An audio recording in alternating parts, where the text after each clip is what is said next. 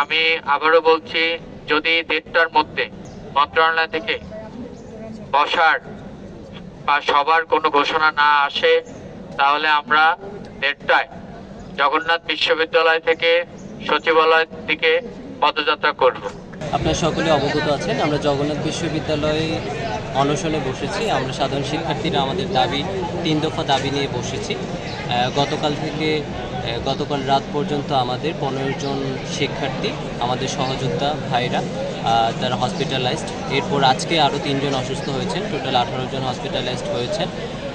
আপনারা জেনে থাকবেন বা ইতিমধ্যে জেনেছেন যে আমাদের ক্যাম্পাসে কমপ্লিট শাটডাউন চলছে। কমপ্লিট শাটডাউনের সিদ্ধান্তটা ধারাবাহিকভাবে এসেছে আমাদের একটি কর্মসূচির অংশ। বিশ্ববিদ্যালয় প্রশাসন থেকে কিংবা শিক্ষা সচিব থেকে আমরা এখনও কোনো ধরনের সঠিক তথ্য বা ইনফরমেশন এখনও পাইনি। আমরা যদি প্রশাসন থেকে কোনো ধরনের আশ্বাস পাই, তখন আমরা পরবর্তী কর্মসূচিতে যাওয়ার চিন্তা ভাবনা করব। আসসালামু আলাইকুম সকলকে।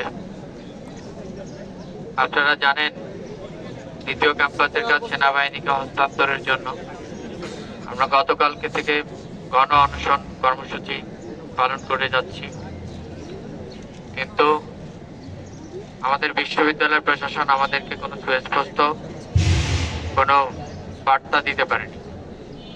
এবং দুঃখের বিষয় হলো, সরকারের পক্ষ থেকে এখন পর্যন্ত আমরা কোনো সুস্পষ্ট বার্তা এখনো পাইনি। তো সেই ধারাবাহিকতায় আমরা পরবর্তী কর্মসূচি ঘোষণা করছি। সেটা হলো, আমরা আজকে 1:30 পর্যন্ত অপেক্ষা করব যে মন্ত্রণালয়, ইউজিসি এবং সেনা কর্মকর্তা সহ বিশ্ববিদ্যালয় প্রশাসনের সাথে বসার একটা ঘোষণা যদি না আসে, তাহলে আমরা 1:30টায় সচিবালয় পদযাত্রা করব।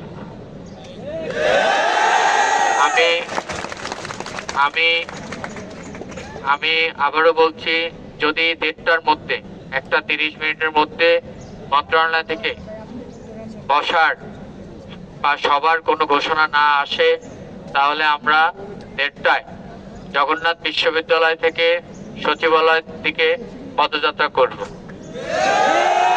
জগন্নাথ বিশ্ববিদ্যালয়ের প্রত্যেক শিক্ষার্থীদের কাছে আমার অনুরোধ থাকবে, আপনারা 1:30 মধ্যে ক্যাম্পাসে উপস্থিত থাকবেন এবং ক্যাম্পাসের মেইন ফটক থেকে আমরা আমাদের এই পদযাত্রা শুরু করব।